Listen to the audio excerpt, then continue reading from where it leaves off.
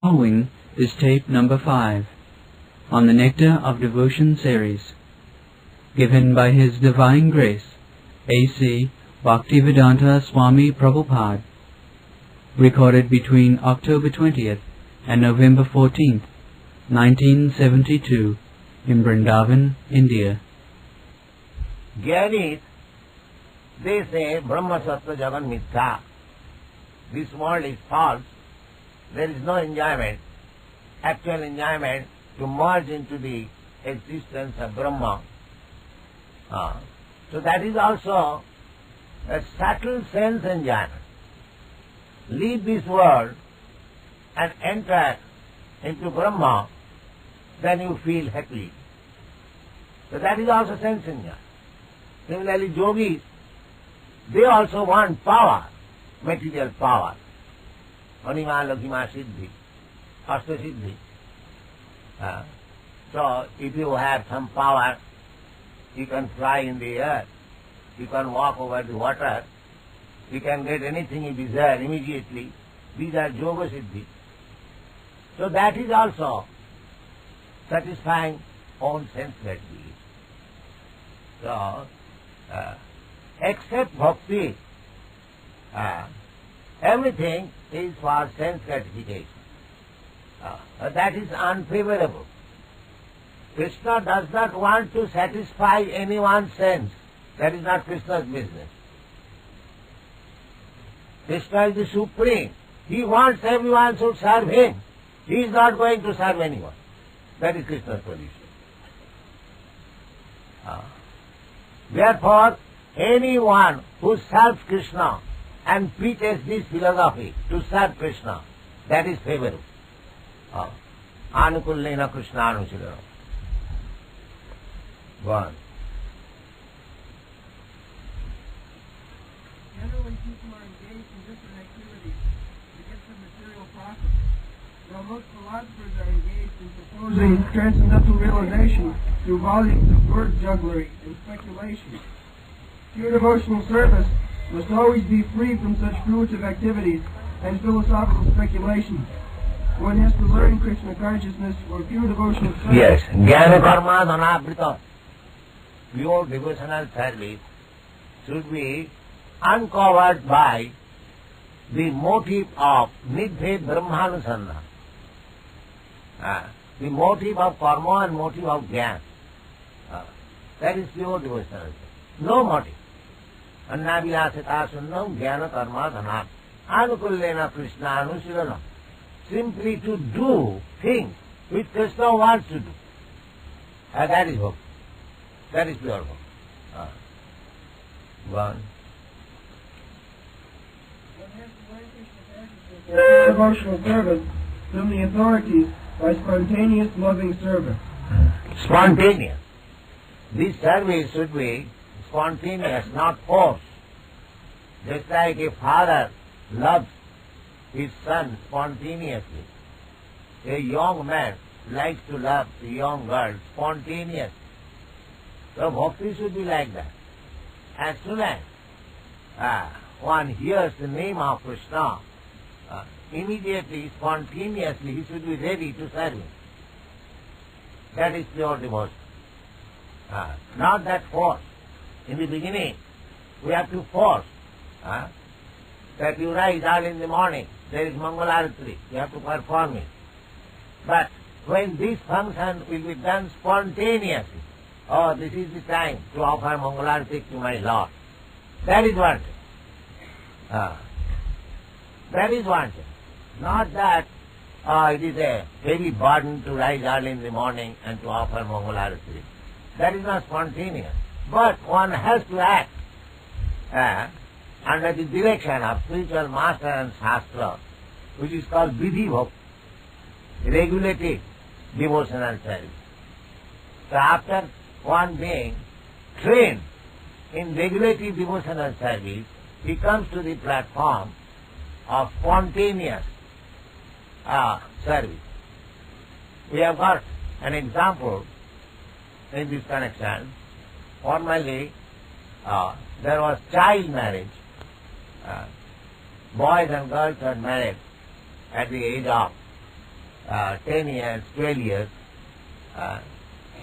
So, at that time, there was no practically love.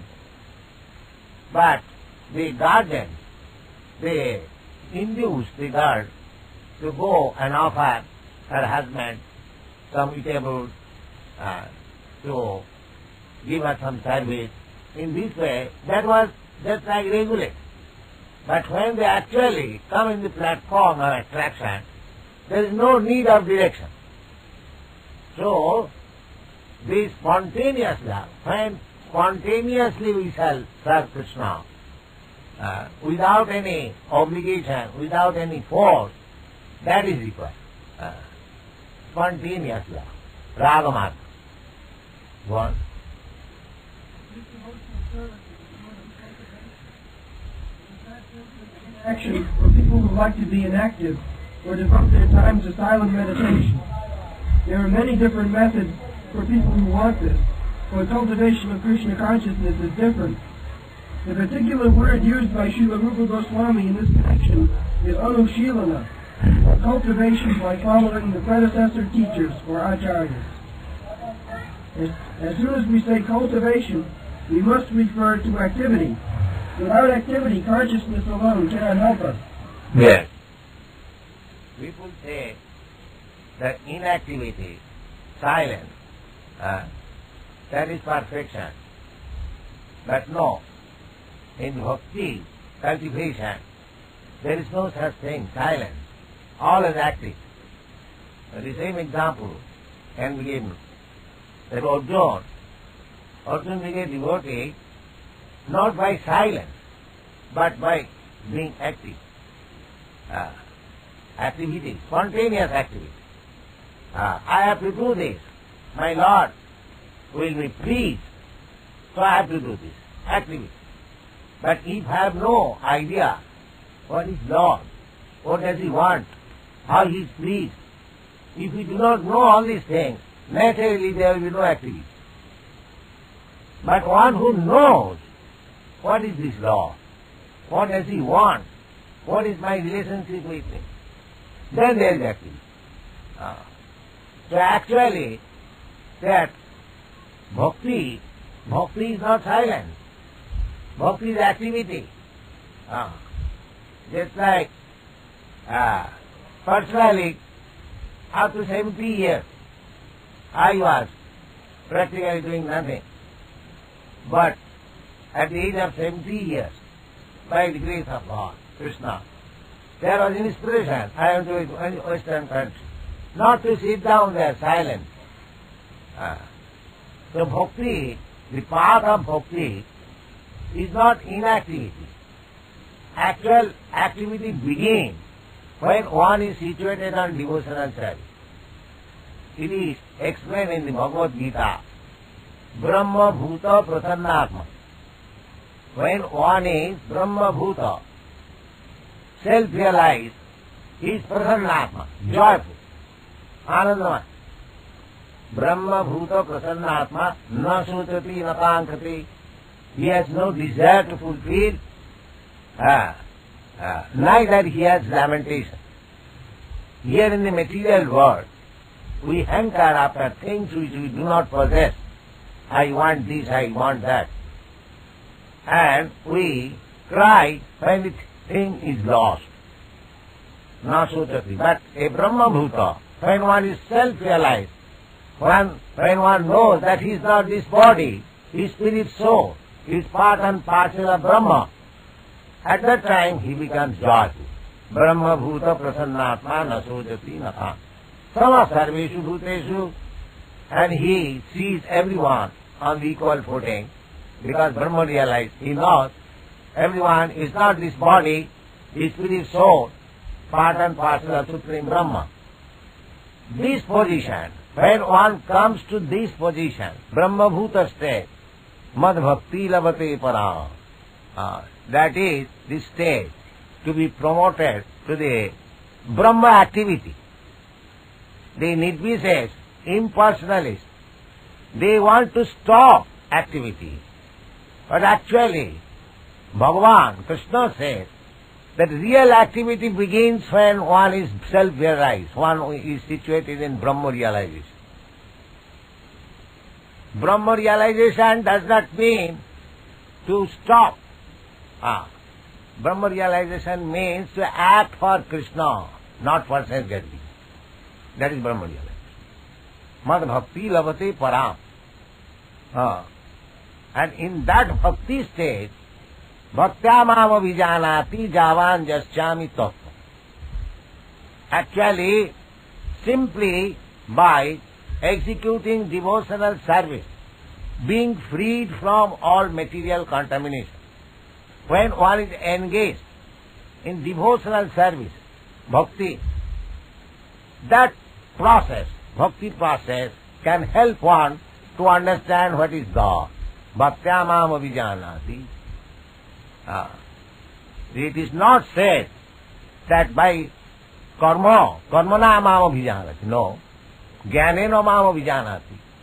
Avijanati. Tattata. If one wants to know God in truth, then he must take to devotional service. And this devotional service, actual devotional service, begins when one is Brahma realized. So, one may argue, does it mean that all the bhaktas we see, they are not even educated? How he has realized Brahma? That answer is given in the Bhagavad Gita. That malcha vyavicharini bhakti yogena ja sevate sagunan samatitaitan brahma bhuyaya kalpa. This very platform of serving Krishna, of vyavicharing, without any adulteration, means without any motive. When one is engaged in Krishna's service, without any motive, not that I establish a deity in the temple with a motive that people will come, will give money, and I shall make it a path of earning my livelihood. That is not devotion. Devotion is without any motive. Annavilasitasun. So, without any motive, when one is engaged in devotional service, that is Brahma-bhuta state. That is liberated state. According to Bhagavad, liberation, mukti means to be situated in one's constitutional position. That is called mukti. Mukti hitya annatha rupam sarupena avasti. Hitya annatha rupam. Now, because we are designated, we have got this body designation, therefore we are situated in different positions. Somebody is working for his family, somebody is working for his community, somebody is working for his nation. But this is annatha rupam. This is depending on the bodily designation. I am American, I am Indian. Therefore, I must sacrifice everything for my country, for my nation. This is annatha rupam. And when we engage ourselves that I am Krishna's part and parcel, Krishna is my master, I am his eternal servant, I must work for Krishna. That is mukti. That is liberation. So anyone who is working for spreading Krishna consciousness, he has no other motive than to satisfy Krishna. He has no other motive than to satisfy the representative of Krishna. Therefore they are hitya annatha rupa. These European American boys, they are working for Krishna. It is practical. They are not working for their community, country or nation. Neither Krishna is their God, according to common understanding. In the dictionary it is said Krishna is Hindu God. But they are not working for Hindu God. They are working for Krishna. Krishna says that sarvajonishu kaunteya sambhavanti murte tasang mahajjani brahma aham bijapuja. They have understood this philosophy. The Krishna is neither Indian nor Hindu or this or that. Krishna is Supreme Personality of Godhead. He is Father of everyone. They have understood in this spirit. Therefore they are working for Krishna without any motive. This is practical. Not only Europe and everywhere. Everywhere. All over the world. Why? Because Krishna consciousness is there in everybody. Nitya siddha Krishna bhakti. This devotional service of Krishna is dormant in everyone. It has to be awakened. That's all. Savanadi shuddha chitte karayuda. Simply by hearing. Sendathang sakata Krishna punna savana kirtana. If you simply hear Bhagavad Gita, Srimad Bhagavatam, from the representative of Krishna, that Chaitanya Mahaprabhu directed Bhagavat Parogiya Bhagavata Sthan. One should hear about Bhagavat from the devotee. There are two kinds of Bhagavat, the book Bhagavata and the person Bhagavat. So we have to relish the Srimad Bhagavatam, the contents of Srimad Bhagavatam from a devotee who is self-realized. Then it will be very nice. Satang prasangat mama bija sangmida bhavanti ritkarna rasayana katha. When you hear about Krishna from a Krishna devotee, it becomes very pleasing to the ear and the heart. Ritkarna rasayana katha. Therefore, to become Krishna conscious, to become a devotee of Krishna, tad vijnanatham sa guru meva vigachet, tad vidhi pranipatena pariprasnena sevaya. This is the process.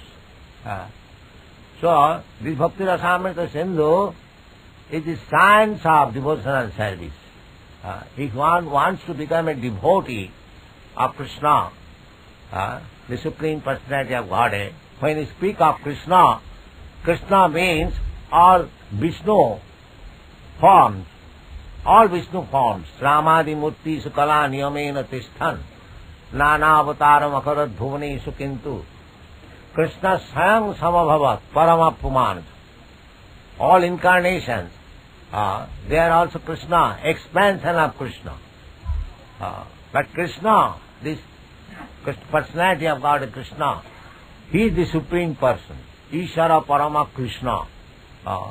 So these things are explained in the Bhakti Rasamrita Sindhu, as they are in the Bhagavad Gita, Srimad Bhagavatam. The summary, the juice of Srimad Bhagavatam, Bhagavad Gita, devotional service, is given in the Bhakti Rasamrita Sindhu. We have translated this book as Nectar of Devotion, and you will be pleased to hear that in some of the universities in USA, this book has been recommended as study book in the religious class. They are now reading regularly. So we shall stop now if you